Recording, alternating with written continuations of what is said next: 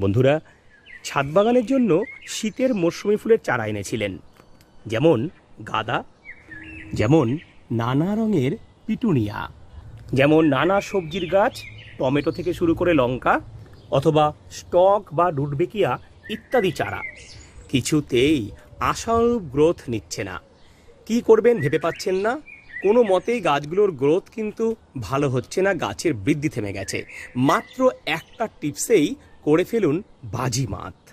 ইফকো কোম্পানির বা যে কোনো কোম্পানির ন্যানো ইউরিয়া লিকুইড, এটা আপনারা 1 ml 1 লিটার জলে গুলে সপ্তাহে 2 দিন পর পর শীতের মরশুমের যে কোনো সবজি গাছ বা এরকম ফুলের গাছে স্প্রে করলেই হয়ে যাবে বাজিমাত।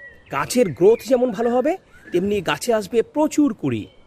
একবার করে দেখুন, অবাক হয়ে যাবেন। এই রকম শর্টকাট টিপস রোজ পেতে সাবস্ক্রাইব করুন স্বাদের ছাদ বাগান ইউটিউব চ্যানেল। ধন্যবাদ।